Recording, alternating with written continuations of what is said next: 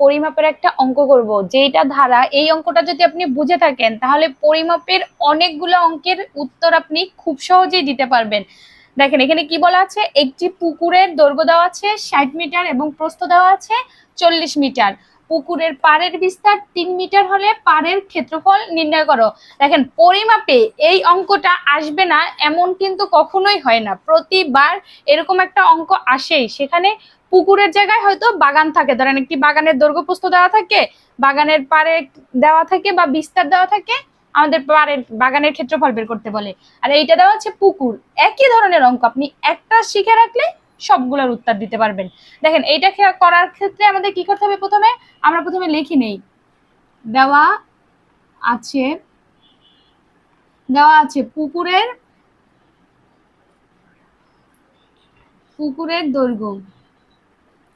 দৈর্ঘ্য কত দেওয়া আছে আমার, 60 মিটার।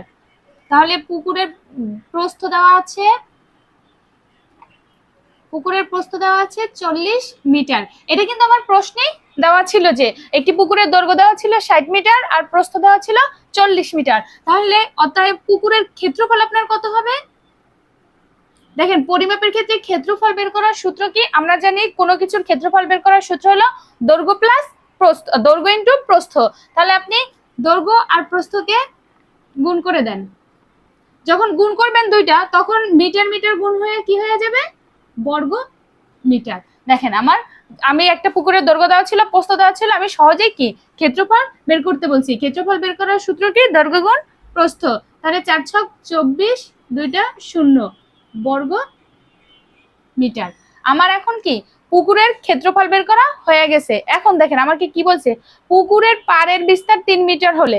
আমাদের পুকুরের পাড়ে কি ছিল, একটা মানে পুকুর কি আপনি আগে একটা বুঝেন। ধরেন এইটা হলো আপনার একটা পুকুর, পুকুরের এইখানে দেওয়া আছে 60 মিটার।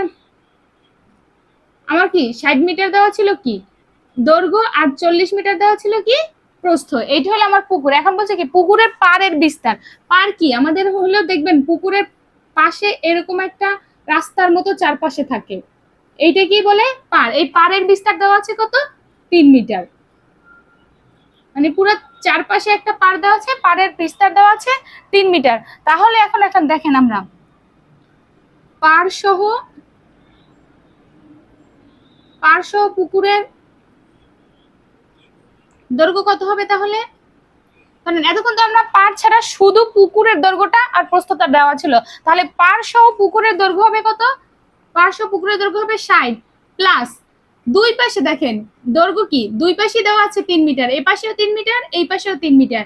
আপনি চাইলে 3 গুণ 2 ও দিতে পারেন বা 3 যোগ 3 ও দিতে পারেন, কারণ আপনার দুই পাশে কি 3 মিটার করে আছে। আমি গুণ দিয়ে দিলাম মিটার, 60 3 গুণে 6, একসাথে লিখে দিতে পারেন 66 মিটার। এইটা হলো কি আমার, এইটা হলো পাড় সহ পুকুরের দৈর্ঘ্য। অর্থাৎ আপনার এই যে পাশে যে পাড়টা দেওয়া আছে এইটা সহ আপনার পুরো পুকুরটার দৈর্ঘ্য আসছে কত, 66 মিটার। তাহলে আবার পাড় সহ পুকুরের প্রস্থ কত হবে আমার, সেম প্রস্থ ছিল কত 40 প্লাস এটারও কি দুই পাশে কি 3 মিটার করে আছে। আপনি চাইলে 3 যোগ 3 ও দিতে পারেন, 3 গুণ 2 ও দিতে পারেন, 46 মিটার। এটা হলো কি আমার পাড় সহ পুকুরের প্রস্থ আর পাড় সহ পুকুরের দৈর্ঘ্য বের হয়েছে। তাহলে আমি পাড় সহ পুকুরের ক্ষেত্রফল কি হবে, পাড় সহ পুকুরের ক্ষেত্রফল, তাহলে পাড় সহ পুকুরের ক্ষেত্রফল হবে কি দৈর্ঘ্য ইনটু প্রস্থ। দৈর্ঘ্য কত 66 ইনটু প্রস্থ, বর্গ মিটার। কত হয় 30 36। আপনি গুণ করলে সহজেই পেয়ে যাবেন যে কত হয়, 66 আর 46 যোগ করলে হয় কত 3036। এইটা আমার বের হয়েছে কি পাড় সহ পুকুরের ক্ষেত্রফল। আর আমরা আগে কিন্তু শুধু পুকুরের ক্ষেত্রফল বের করছিলাম। তাহলে দেখেন আপনি আমাকে কি বের করতে বলছে যে পাড়ের ক্ষেত্রফল কত, তাহলে আপনি এখন খুব সহজেই পাড়ের ক্ষেত্রফল বের করতে পারেন। পাড়ের ক্ষেত্রফল কি কি হবে, যে আমার মোট যে ক্ষেত্রফলটা বাইরে হয়েছে, পাড় সহ যে পুকুরের ক্ষেত্রফলটা বের হয়েছে সেইটা থেকে যদি আমি শুধু পুকুরের ক্ষেত্রফলটা বিয়োগ করে দেই,